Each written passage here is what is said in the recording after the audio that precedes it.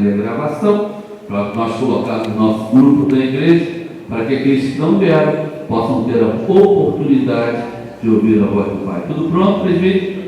Amém, graças a Deus. Tema da nossa mensagem desta noite: os benefícios de uma boa educação, parte 3. Essa é a nossa terceira mensagem sobre esse tema. Abra sua Bíblia no livro de Salmos, capítulo 90, versículo 12. Salmos 90, versículo 12, que diz assim a palavra do nosso Senhor e Salvador Jesus Cristo: ensina-nos a contar os nossos dias, para que alcancemos coração sábio. Que esta palavra abençoe a tua vida e o teu coração, a tua família. Oremos ao Senhor.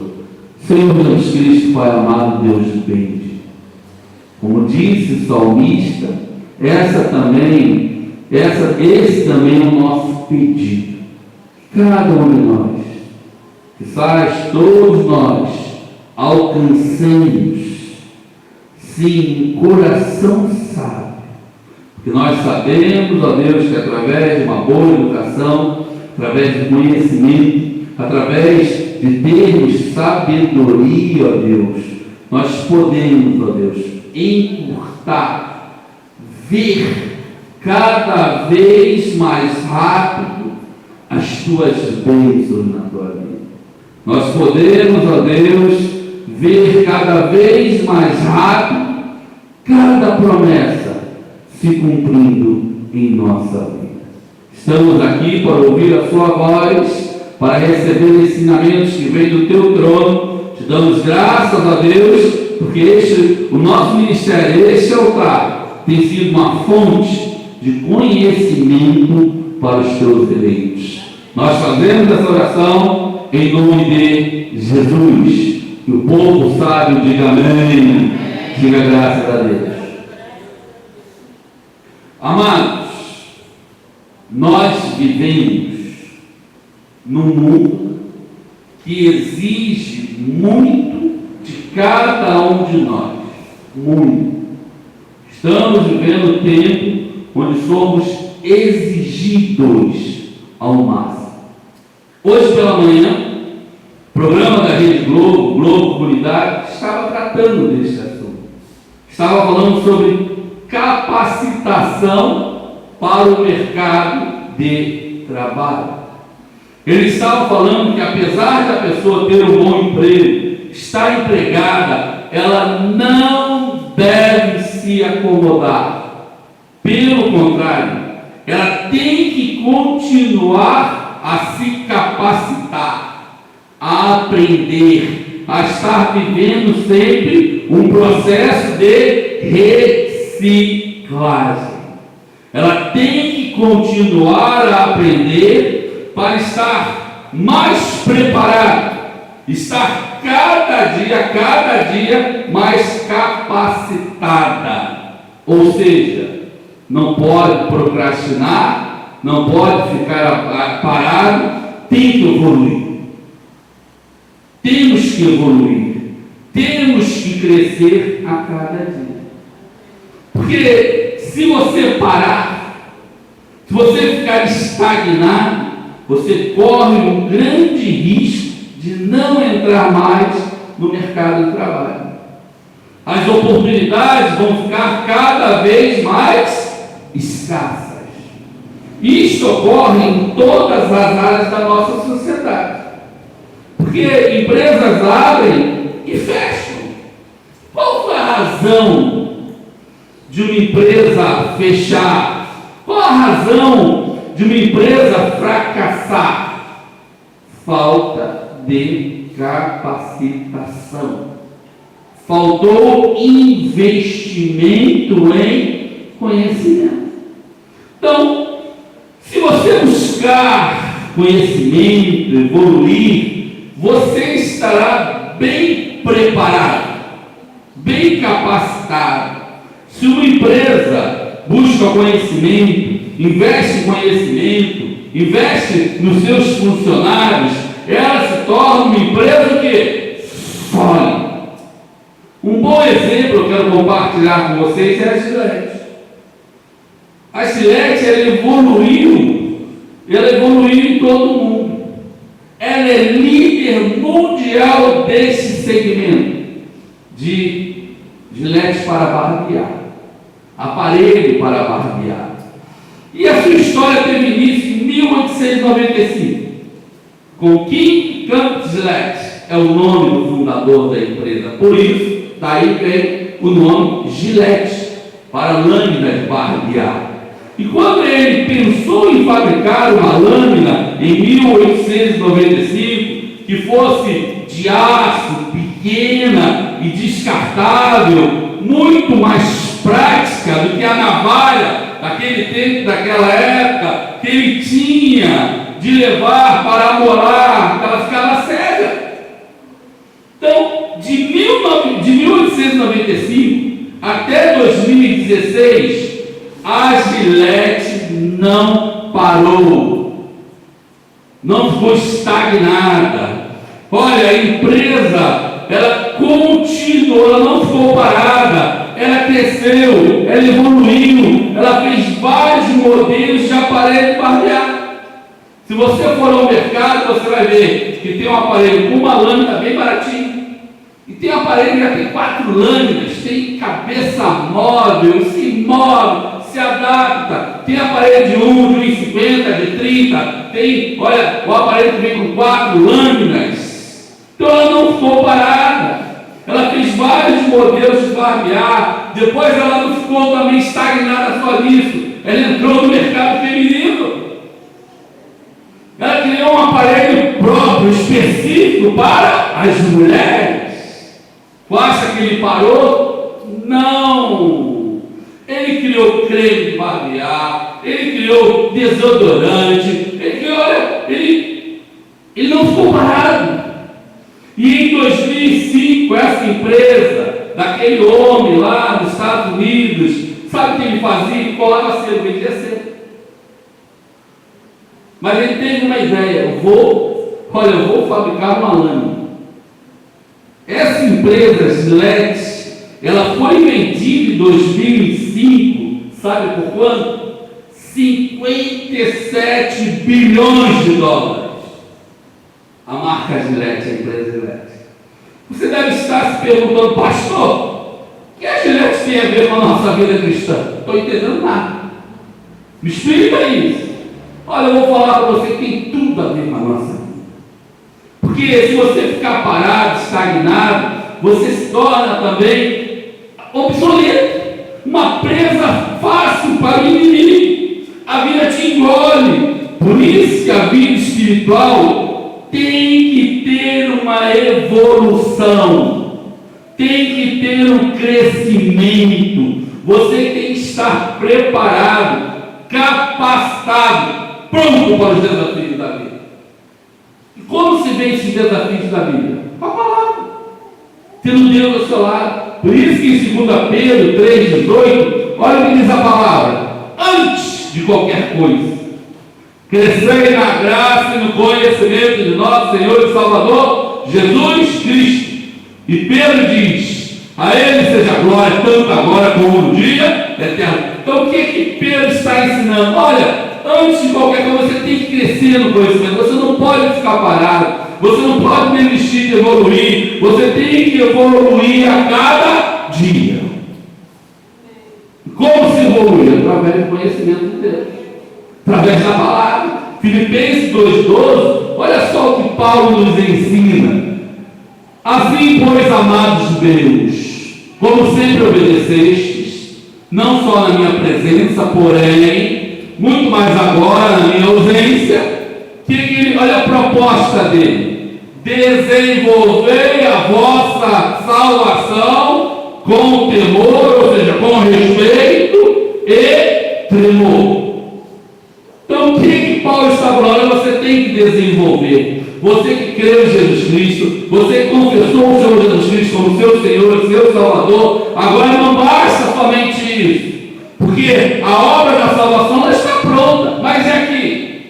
E as promessas que nós temos que desfrutar nesta terra, Como você vai viver uma promessa? Como você vai viver aquilo que você não conhece? Como você vai viver aquilo que você não sabe se tem direito ou não?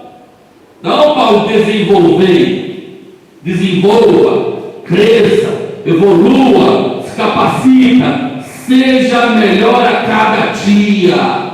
Melhor pai, melhor mãe, melhor esposa, melhor esposo, melhor filho. Tem que ter uma evolução, um crescimento.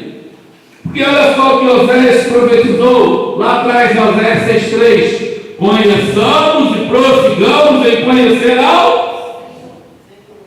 Eu conheci, Jesus foi apresentado a mim, eu criei, eu confessei, eu fui salvo. Acabou a minha vida, acabou a minha preparação. Não, está começando a sua caminhada cristã, a sua jornada. Então a vida cristã também precisa evoluir, precisa crescer, precisa ser desenvolvida. Porque, amados, quanto mais nós conhecemos a Deus, mais nós vamos desfrutar das suas promessas. Cada vez mais estaremos preparados, nos tornaremos pessoas mais fortes, nos tornaremos pessoas imbatíveis. Isso ocorre quando nós conhecemos ao Senhor. Por isso, Daniel 11:32, olha o que diz a palavra. Os violadores da aliança, ele com lisonjas perverterá. Mas o povo que conhece ao seu Deus se tornará forte e ativo. Então, amados, a ignorância, a falta de conhecimento, ela apoca, ela diminui as pessoas, ela atrasa, ela adia a vitória, faz a pessoa sofrer. E você vê as pessoas aprisionadas aí? Porque lhe falta o conhecimento. Sexta-feira passada, próxima passada, eu fui a São Paulo. E no caminho, na Dutra, passei por Aparecida. E logo em seguida eu vi aquelas pessoas, os romeiros, já caminhando para a Basílica de Aparecida, para a Catedral. Eu andava mais 10 quilômetros, mais 20 quilômetros, mais um número de pessoas caminhando, se sacrificando, pagando o preço. Por quê? Que levam pessoas a peregrinarem, a andarem 100 quilômetros, a pagarem um preço, a se sacrificarem. Que levam a pessoa a fazer isso? A se curvar diante de uma imagem. Foi pega no rio, amado. Olha o tamanho da ignorância e olha o que a ignorância faz na vida de uma pessoa. E eu chego lá em São Paulo, que olha, daqui a Aparecida são 220 quilômetros, daqui a São Paulo são 400, até a Marginal Tietê, conhecida a Marginal Tietê, 400 quilômetros, 100 quilômetros, e a gente andando. 180 quilômetros, tem 180 quilômetros andando. Então, isso é o quê? Isso é uma prisão. Então, quantas pessoas estão presas, aprisionadas, porque não sabem o seu direito em Cristo Jesus. Tu vê o povo evangélico sem conhecimento, com medo do capeta, com medo do diabo, com medo de serem amaldiçoados, sendo ludibriados, perdendo seus bens, casas. Olha, eu liguei a televisão, tem vamos falar, uma igreja em São Paulo, que o voto era R$1.000, irmão. Vamos lá, vamos consagrar R$1.000, liga lá. Agora eu te falo, quem não tem R$1.000 abençoado? Então Deus só abençoa quem tem dinheiro. E as pessoas veem, fazem empréstimo. Não, eu quero viver isso. Olha, é a fé. Isso é loucura. Isso é falta de esclarecimento. Isso é ignorância. Então, quantas pessoas estão presas, aprisionadas, que não sabem o seu direito em Cristo Jesus? Não conhecem como são poderosas? Tudo por falta de capacitação cristã. se sentem inferiorizadas. Então, uma situação que poderia ser facilmente resolvida vira um gigante. Só que é pior, consome anos de vida. Sabe o que é pior na história? A pessoa perde a sua vida, anos de vida aprisionadas, tristes, amarguradas. Olha só o que diz Lucas 13, 11, 16, que diz assim: e veio aí uma mulher possessa de um espírito de enfermidade, havia já 18 anos. Estava ficando maior de idade essa enfermidade, né? Passou, olha, o estágio de criança, depois da adolescência, estava se tornando maior de idade, 18 anos de sofrendo. Andava ela curvada, sem de modo algum poder endireitar-se. Vendo a Jesus, chamou-a e disse-lhe: mulher, está livre da tua enfermidade. Está livre, está liberta. Chegou o libertador. Ele livrou através do conhecimento da sabedoria. E olha o que diz no verso 13: impondo-lhe as mãos, ela imediatamente se endireitou e dava glórias a Deus. Verso 14: o chefe da sinagoga, indignado de ver que Jesus curava no sábado, fazia o bem no sábado, disse à multidão: 6 dias há que deve trabalhar, 20 hoje desses dias para serem curados, e não no sábado.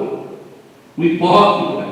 Olha só o que disse Jesus: disse-lhe, porém, o Senhor: hipócritas, cada um de vós não desprende da manjedoura no sábado o seu boi, o seu jumento, para levá-lo a beber? Por que motivo não se devia livrar deste cativeiro em dia de sábado esta filha de Abraão? Olha a identidade daquela mulher. Ela era uma filha de Abraão, ela tinha direito às bênçãos de Abraão, mas por falta de conhecimento andava o quê? Enferma e curvada, 18 anos de sofrimento. A quem Satanás trazia presa 18 anos. Satanás prendia aquela mulher durante 18 anos. Então, amados, uma filha de Abraão, presa 18 anos, por quê? Por não saber o seu direito, pela ignorância. E você pensa que hoje é diferente? De jeito nenhum. De jeito nenhum. Hoje, muitos cristãos estão presos, anos de prisão, vivendo encurvados, curvados pela enfermidade, curvados pelo medo, não reagem a nada. Olha, não reagem a nenhum estímulo, estão mortos espiritualmente. Filhos de Abraão vivendo em cativeiro, aprisionados, escravos. E olha só a promessa que nós temos, vinda de Abraão para a nossa vida, em Gálatas 3:8, que diz assim: ora, tendo a Escritura prevista, foi Deus que nos deu isso direito, que Deus justificaria pela fé aos gentios, preanunciou o Evangelho da graça de Deus a Abraão, e disse: em ti serão abençoados todos os povos. Então, hoje, todos os povos são abençoados com crentes em Abraão. E em Gálatas 3:9 ele diz assim: de modo que os da fé são abençoados com crente a Abraão. Quem é da fé, diga amém aí. Você é abençoado. Você não pode viver em cativeiro, você é abençoado. Deus já determinou que você é abençoado. Thomas, eu não posso viver de outra maneira. Eu tenho que viver como livre, como liberto, como abençoado. Amado, se você não conhecer estas verdades, você vive aprisionado. Quantos e quantos crentes são prisioneiros das dificuldades? Quantos crentes vivem hoje prisioneiros de antidepressivos, de medicamentos de tarja preta? Por quê? Medo. Então, a falta de crescimento espiritual, ela aprisiona a pessoa. Quanto maior for a ignorância a respeito das coisas de Deus, mais tempo a pessoa fica presa. Mais tempo a pessoa fica presa. Essa mulher ficou 18 anos. Abraão, ele tinha uma promessa. Deus fez uma promessa a Abraão. A promessa foi se cumprir quantos anos depois? 25 anos. 25 anos até ver a promessa concretizada. Será que Deus queria, era o desejo de Deus, que ele esperasse 25 anos para ver o rostinho de Isaac, para ver o seu filho? Eu creio que não.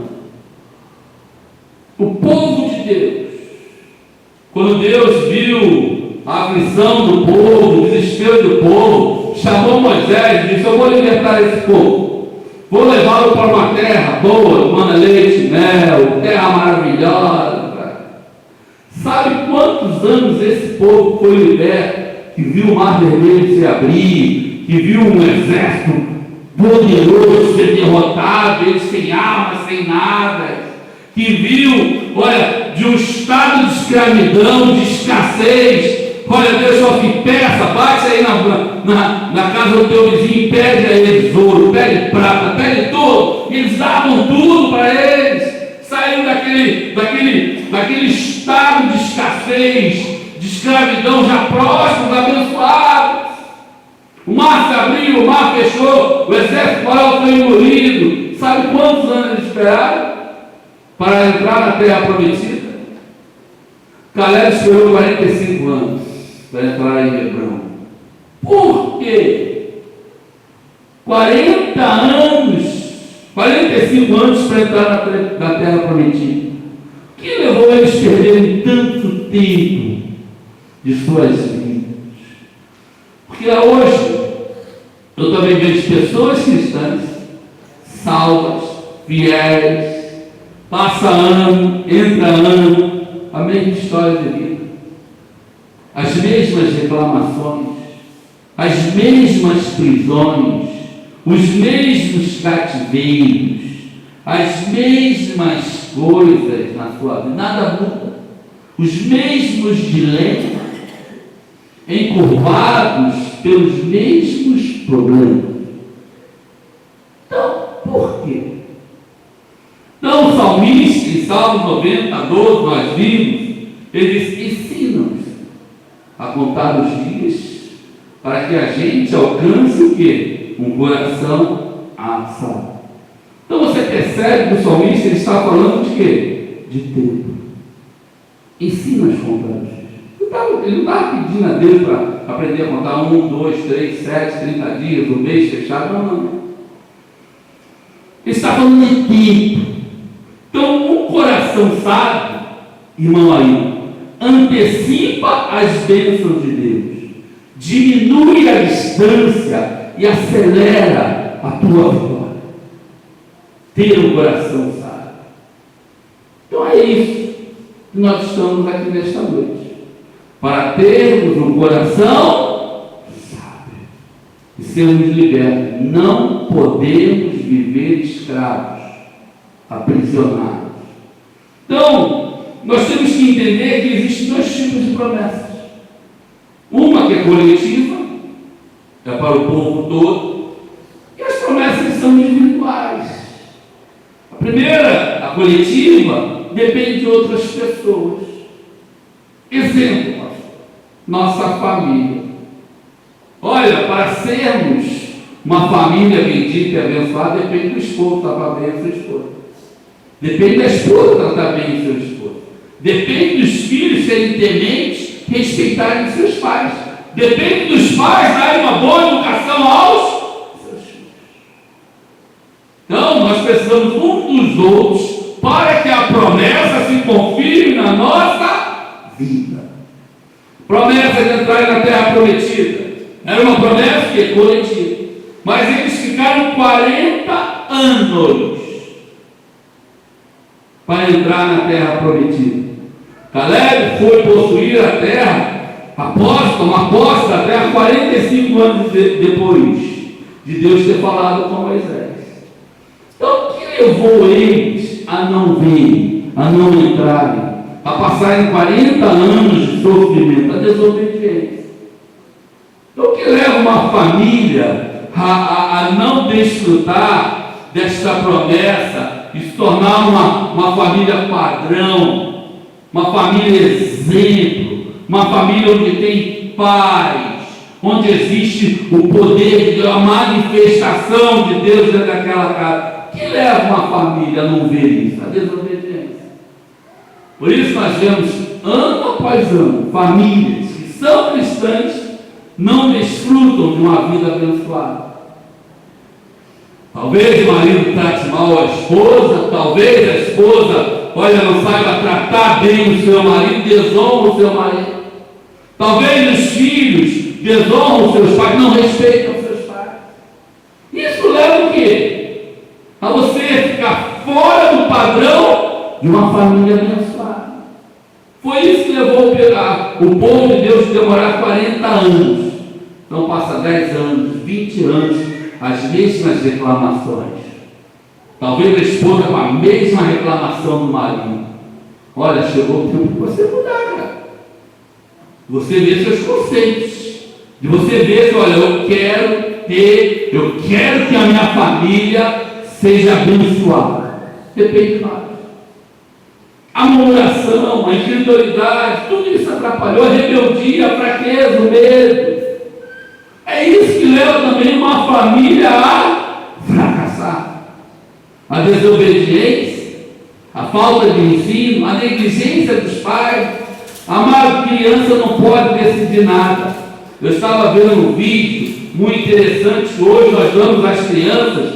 Como é que a criança pode decidir alguma coisa se ela não está com a sua capacidade intelectual totalmente formada, não sabe discernir o que é certo e o que é errado? E o pai chega no restaurante: onde é que você quer sentar, meu filho? Ali, olha lá, escolhe o pior lugar. Aí o filho está dirigindo a família. Como a Bíblia diz, quem é o cabeça do lar? O homem. Não é a criança que dirige, não é a criança que tem que ter querer. É o pai que tem que dar uma boa educação ao seu filho. E por negligência, pegando o modelo do mundo, implantando dentro da sua casa, destrói a sua casa. Então, criança não tem querer, irmãos. É domingo, dia da igreja. Não tranque o seu filho dentro de um quarto, não, pensando que ele está protegido. No teu tempo não tinha internet, hoje tem internet. Está cheio de bandido, irmão. Cheio de pedófilo do outro lado da telinha. Ou você não vê televisão? Ou você pensa que o ladrão não entra na tua casa? A Bíblia manda o quê? Vigiar. Então o que os crentes estão fazendo hoje? Tranca a criança dentro do quarto e dá o computador para ela. Depois você vê a desgraça que vai se tornar na tua casa. Então a negligência, maus exemplos, rebeldia, falta de correção, tudo isso leva uma família ao à desgraça. Falta de amor. Então, meu sobrinho, essa semana, colocou assim: amado, é inadmissível. Eu moro na Baixada e fecho com freixo. Amado, só pode estar maluco. Eu escrevi: você só pode estar maluco, meu filho. Que história é essa? Vou falar com sua mãe, que dá a sua guinada. Mas tem que te interessa. Amado, o PSOL é a escolha da humanidade. Tudo que não presta vem no freixo. Tudo que não presta. Olha, freixo é bom. Freixo é bom. Você lembra da serpente? Olha, pode comer, você não vai morrer. Não, depois veneno. Depois as famílias destruídas. Amado, a cartilha, não sei se você... A cartilha que esse pessoal fez para criança de 5, 6 anos é uma aberração. É uma aberração. E crente morre de freixo. Por quê? Falta de quê? Conhecimento. Então, tem bênçãos que só pode, depende das nossas escolhas. Segundo, tem promessas que são individuais. Quem levou Abraão? Vamos tratar de Abraão. 25 anos, temos 15 minutos. A esperar 25 anos para ver Isaac nascer. E só nasceu da intervenção divina, hein? Não nascia, não. Se dependesse dele, não nascia. Mas tinha uma promessa, Deus falou assim: eu vou fazer, tem que se cumprir essa promessa. Se dependesse de Sara, da incredulidade de Sara, quando o anjo chegou, o Abraão tinha 99 anos, saiu com 25, já tinham passado 24, e disse: olha, daqui a um ano eu vou voltar, e Sara, tua mulher, estará, olha, em seus braços um menino. Diz que Sara, o que ela fez? Ela riu. Sendo eu velha, o meu Senhor já velho. Se antes está de brincadeira com Abraão, incrédulo lá. Se não fosse, olha, Abraão, ele não creio. Isaac não nascia. Então o que levou? Será que Deus queria que Abraão ficasse 25 anos, uma pendenga danada, uma guerra danada? Claro que não. A resposta é fácil, claro que não. Então o que levou Abraão a esperar 25 anos para ver a promessa sendo concretizada, se cumprindo na sua vida? O que atrasou a vida de Abraão? O que atrasou a promessa? Que muitas das vezes está atrasando a nossa vida. É isso que talvez esteja atrasando a nossa cura. É isso que talvez esteja atrasando, olha, a felicidade do teu lado. Você quer ser feliz na tua casa? Siga as regras de Deus. Você quer ser um bom profissional? Você quer ver, olha, ter recursos financeiros? Você quer um bom emprego? Se capacita. Você quer que sua empresa não feche? Olha, tem que evoluir. Você quer ter uma vida cristã sólida, robusta, firme? Evolua. Se eu tivesse com a minha empresa hoje vendendo parafuso, eu tinha fechado. Só vendia o parafuso. Acabou. Não, tem que crescer, tem que evoluir. Então o que levou Abraão a esperar 25 anos? Primeiro, obedecer parcialmente. Qual foi a promessa? Abraão, sai da tua terra, sai do meio da tua parentela e vai para uma terra que eu lhe mostrarei. O que Abraão fez? Tudo bem. Mas ele levou a reboque quem? Ló. Seu sobrinho, sai do meio da tua parentela. Que Ló era de Abraão? Parente. Se Deus tirou ele do meio da parentela, para que ele foi chamar Ló para ir com ele? E com isso ele atrasou a vida dele uns 10 anos. Levou Ló. Deus olhou. Está levando Ló, vai ver o que vai acontecer contigo. Chegou lá mais à frente, olha, os empregados de Ló e de Abraão começaram a brigar um com o outro. E Abraão disse: olha, não dá mais para a gente andar junto. Mas você não dá para andar junto aqui? Passaram 5 anos, talvez, ou 10 anos. Para que ele levou? Para ter lá mais tarde, tem que separar, para ir um para cada lado. Aí Abraão foi lá para a Pastora, ele escolheu Sodoma e Gomorra. Aí foi para lá com a sua família. Chegou lá, um rei entrou lá em cidade de Sodoma e Gomorra, levou Ló preso. Aí Abraão teve que armar, olha, teve que lutar lá, perdeu mais uns anos, sabe? Vai usar um exército para lá, eu tenho que buscar meu sobrinho Ló de volta. E vai Abraão, você tem que ter um filho, rapaz. Tu vai se meter em guerra, rapaz. Agora tu tem que salvar Ló. Aí vai Abraão, pega o exército, vai lá, resgata Ló da mão dos seus inimigos. Perdeu mais um tempo da sua vida. Depois teve fome, também ele fala: Senhor, o Senhor mandou ir para uma terra que fome. O que ele fez? Desceu para o Egito. Quem mandou ele descer para o Egito? Ninguém. Chegou no Egito, ele comeu assim com a mulher dele: Sara, fala que a minha amiga, você é minha irmã. Faraó quis possuir Sara, tê-la como esposa. Já mentiu, Deus teve que intervir, livrar mais anos perdidos. Mais adiante, não satisfeito, Sara vendo que nada se cumpria, deu uma ideia maravilhosa para Abraão: olha, deita com a minha escada. Agar, ele deitou, nasceu Ismael. Quando Ismael nasceu, sabe quantos anos ele tinha? 84 anos. 84 anos, com 75 para 84, já se passaram, está que nem a Dilma, né? 9. Vamos falar 12, que ela foi falando até acertar, né? Até alguém falou: é isso, 9 anos. Então, 9 anos se perdeu. Depois disso, protestei anos de sala. Olha o problema que ele arrumou dentro da casa dele. Olha a dificuldade. Aí teve aquele problema todo de agaçar. Ela manda a Gara embora. Manda a Gara embora com o menino, com tudo. Aí o senhor aparece, volta para lá. Tem que consertar isso, não pode. É um filho de Abraão também. Aí volta para lá, pede desculpa, se humilha, Sara. E diz que até de 84 anos se passaram mais 15 anos. 84, 94, 99. 15 anos com essa pendenga danada dentro da casa. Sacoteira na cabeça de Abraão. Por quê? Aquela guerra de Sara, Agar e o menino crescendo, né? Aquela guerra, fala assim, imagina só. E a promessa não se cumpre, e nada acontece. 15 anos de sofrimento. Por que sofreu? Porque desobedeceu às instruções. Desobedeceu. Pois, antes disso, teve um caso com Abimeleque, que ele foi lá e falou, mentiu novamente, sai minha irmã. E Deus falou, outra vez eu tenho que terminar. Isso tudo o tempo passando. Tudo isso o tempo passando.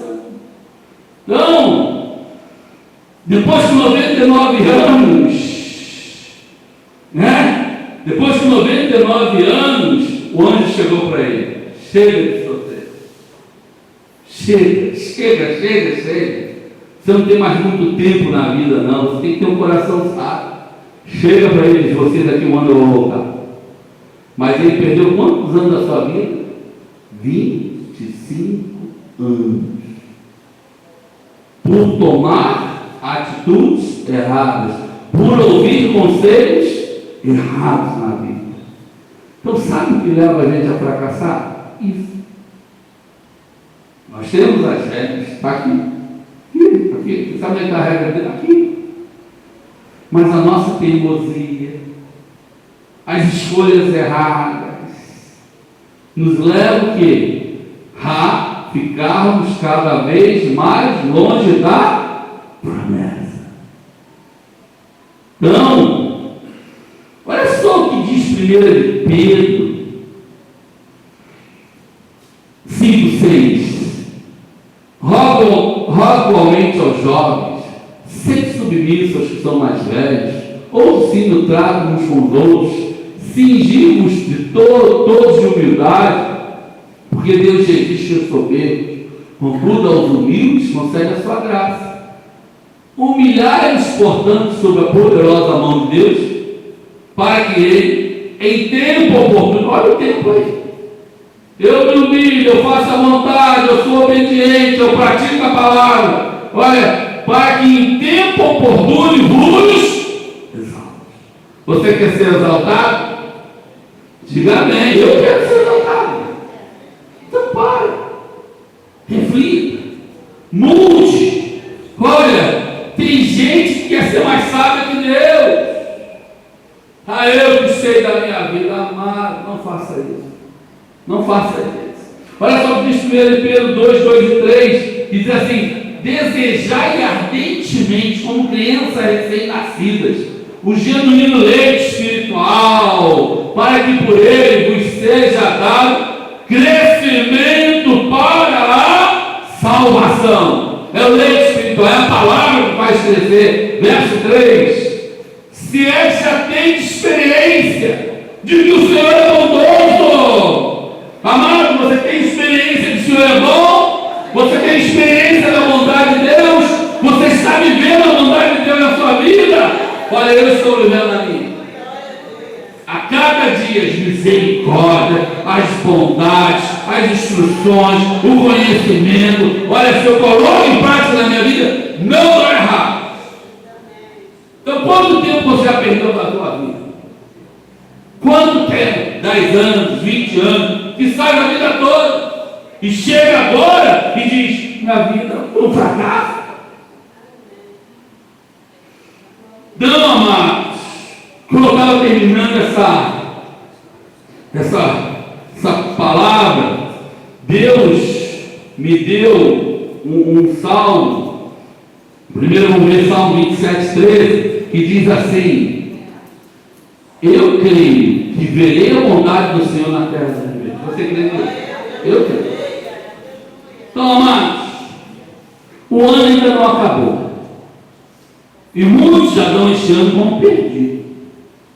E eu quero falar para você, mãe, pai, família, empresário, aqueles que estão aí batendo a porta de emprego, para você que já jogou a toalha para a tua vida, já desistiu da cura, amados, nós ainda veremos este ano de 2016 a bondade do Senhor. Faltam 84 dias para o final deste ano. 84 dias. Seja sábio. Seja sábio. Olha, cria um coração sábio, porque serão 84 dias de mudanças, 84 dias de transformação. Dia após dia você vai subjugar a tua carne, você não vai dar mais ouvidos à voz do teu coração, você não vai mais, dar ouvidos aos teus pensamentos, os teus pensamentos de fracasso, os teus pensamentos de tristeza, aquilo que você tem ouvido de crise, você não dará mais ouvido a isso, porque nós veremos ainda neste ano a vitória do Senhor. Não fique contando dias de tristeza, de desespero. Chega disso, irmão. Chega. Não espere 25 anos para ser feliz. Não espere 40 anos para ser feliz. Seja feliz hoje, porque Deus quer mudar. Olha, a tua tristeza, Ele quer promover a alegria. E o teu choro e a tua murmuração, Ele quer transformar em cânticos. Assim seja, assim diz o Senhor. Vamos ao nome da palavra do Senhor nessa noite, em nome de Jesus, e essas verdades para a glória do Senhor Jesus Cristo. Amém? Graças a Deus. Vamos ficar de pé, faltam 2 minutos. Vamos louvar, vamos nos alegrar com o Senhor. Amém? Amém. Deus está no controle de tudo. Amém? Tudo no controle das suas mãos. Ele tem poder. Glória a Deus, Pai.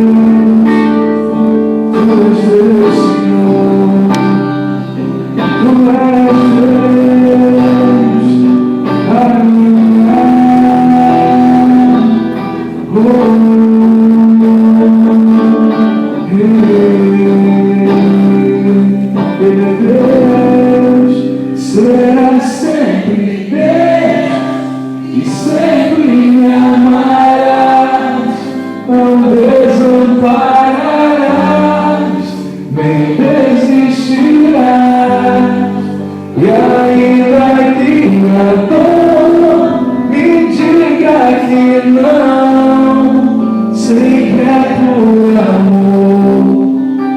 Estás me ensinando que sempre és Deus. Glórias ao nome do Senhor Jesus. Aí toda honra, toda glória, todo louvor, toda nação, Ele é Deus.